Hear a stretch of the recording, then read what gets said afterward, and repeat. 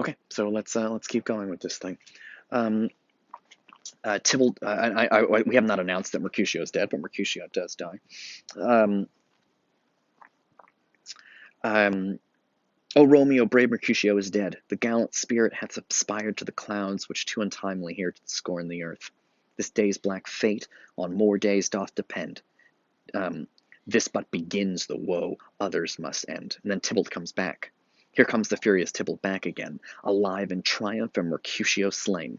Away to heaven, respective lenity, means he's not going to be nice anymore. And fire-eyed fury be my conduct now.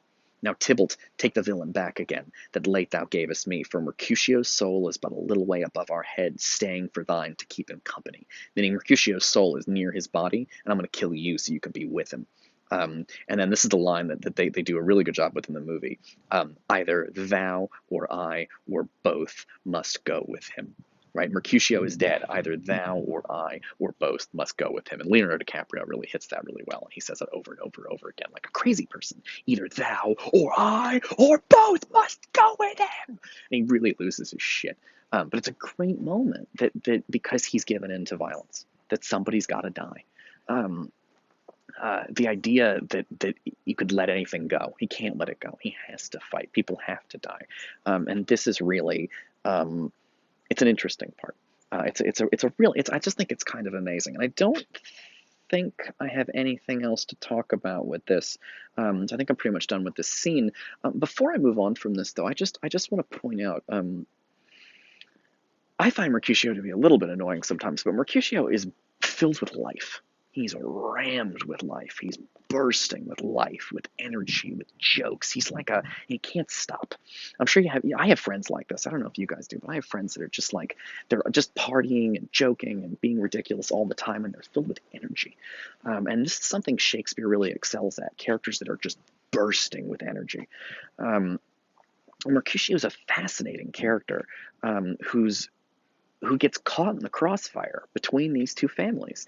He's not the main. One of the things that makes it sad is that he's not the main character. He's just like Romeo's buddy, and the tragedy that somebody so full of life dies like this. Not only dies, but he dies cursing his friends. A plague on both your houses. Like fuck both you guys for getting me killed. Um, Usually in the play so far with the Capulets and the Montagues, it's like, whose side are you on? But here, Mercutio says the thing I think that the audience feels, which is just like, fuck both your dumb families. Um, and Mercutio is very popular with audiences. Audiences like him. He's fun. In the movie, Harold Perrineau does a great job with Mercutio. He's this fun, crazy person, and he's a little too much sometimes, but I like him. I mean, he's a little nuts. I get a little annoyed. The thing that bothers me about Mercutio is you got to read too many footnotes to get all his jokes. But I like the character. Um, and he's full of life, and the fact that he dies, it's not just a person who died, it's like the spirit of life and joy died. And this is really what sets the play on its tragic course, is the death. Mercutio represents something bigger, which is a life force that is bigger than either family. This and his death really sets in motion the tragedy of the play, because he's such a powerful force.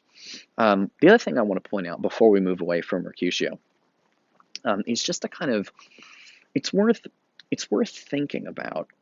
Romeo and Juliet are very deeply in love. Their love is kind of, I mean, you guys are gonna make fun of me, but it's like magical.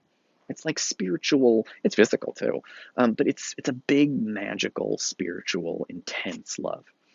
And it's interesting the way Shakespeare builds the play, that both Romeo and Juliet have a counselor, somebody that they talk to, and it's Mercutio and the nurse.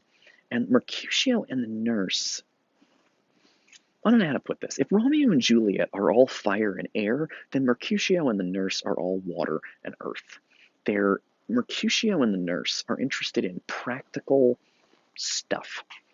They're interested in day-to-day stuff. They're interested in the real world. And Romeo and Juliet are interested. I think my students kind of hate Romeo and Juliet because My students are quite practical. They live in a world where you got to pay attention to money, and you got to do what it takes to get ahead, and you got to be practical, and you got to make smart decisions, and you don't have time for poetry and nonsense. But Romeo and Juliet are creatures of pure poetry and love, and they're kind of amazing.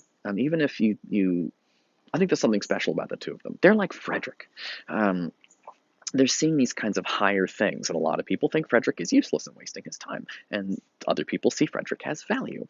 Sorry, I'm talking to Frederick about in the children's book that I read to you guys when I put the classes online.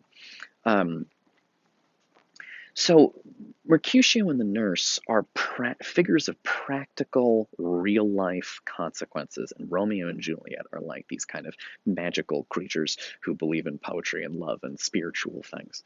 And one of the things the play does is it asks us to evaluate what do we care about. And I think for a lot of my students and for a lot of people, they think Romeo and Juliet are just idiots. They're just idiot teenagers, and because remember they're talking about love, and Mercutio and the nurse know it's all about sex and power, and Romeo and Juliet believe it's about some kind of higher thing. I think a lot of my students are annoyed by Romeo and Juliet as these kinds of their rarefied sort of magical love or whatever. My students are more like Mercutio and the nurse than they are like Romeo and Juliet, they think. Although I think deep down everybody's got a little Romeo and Juliet in them. But I'm a crazy person. Um, so it's worth pointing out that the way the play works is that if it was all beautiful love poetry, you'd throw up. And so Romeo and Juliet's nonsense is balanced by Mercutio and the nurse. They provide balance because all the scenes of Romeo and Juliet talking about poetry and your eyes are like the stars and my love is like the ocean are matched with the nurse being like, ooh, my back hurts, give me a back rub.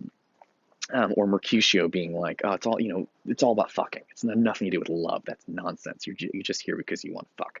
And fuck her in the ass, by the way, is what he says. So it's part of the joy of the play. In 101, I tell my students to consider objections, right? I tell them when they write a paragraph, they'll say what they think. And they'll say, how can I make this longer? And I say, well, here's what you should do. Start the next paragraph by saying, here's what someone who disagreed with me would say. And then you can have a whole paragraph about what they would say to you. And then you can say, here's why they're wrong. What Shakespeare does is a lot of people, when they say love stories are stupid, the people in love stories only like love is these gushy, girly love stories or whatever. And they complain about it. What Shakespeare does that's so brilliant is he puts characters like the nurse and Mercutio into the play because they hold the perspective of a lot of the audience. Like if you think love is stupid, there's a guy on stage who agrees with you and will say so. If you think this is just about idiot, horny teenagers, Mercutio pretty much says these are idiot, horny teenagers. And so that's part of what makes Shakespeare satisfying, is that he's able to represent multiple perspectives on stage at the same time. And I think it makes the play, I just find it makes it really satisfying and kind of amazing. One other thing I want to say is the movie, the Leonardo DiCaprio movie, does such a good job with the scene. Because when Mercutio dies, it's a big deal. Because to kill off the characters, if Mercutio and the nurse are balancing all the lovey-dovey stuff in the play, to kill off Mercutio was to unbalance the whole play. Without that advisor, he throws everything out of whack once he's gone. And the movie understands this and makes a big deal of his death. There's a storm that rolls in, and he puts a curse on both houses, a plague on both your houses, right? That they're doomed. And it's a dying curse, which is supposed to be extra powerful. And in the movie, it's fantastically, they're having a fight on the beach, but on the beach is a stage, and so they're having the fight on a stage. And Mercutio is like a huge drama queen, and so it's wonderful that his character dies on a stage on the beach. Because of course, if you're watching, if you just like he's like a center, he dies center stage. which is really what he deserves. And he's such an incredible character that his death is really a big deal. One person very famously said that Shakespeare had to kill off Mercutio because he's too interesting to stay alive until the end of the play. He would mess up the ending if he were still alive at the end, because you can't have Mercutio at the end of the play being like, "You guys are a bunch of horny teenagers, you're idiots." You got to get him out of the way to put Romeo and Juliet center stage because Mercutio threatens to steal the show. All right, see you guys next time, next video.